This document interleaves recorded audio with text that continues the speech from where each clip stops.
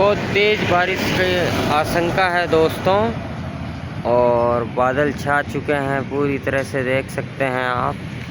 इस ब्लॉग के माध्यम से दिखाया जा रहा है ये पश्चिम की ओर पूरा बादल, बारिश स्टार्ट होने में ऐसा लग रहा है। बादल चलते नज़र आ रहे हैं,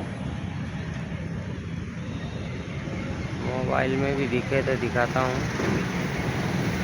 धीरे धीरे आगे खिसकते नज़र आएंगे आपको।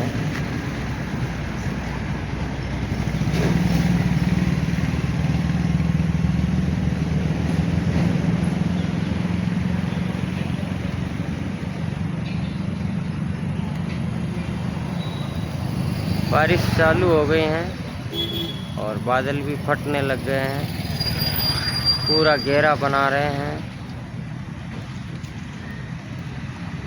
इस साइड में बारिश शुरू हो गई है।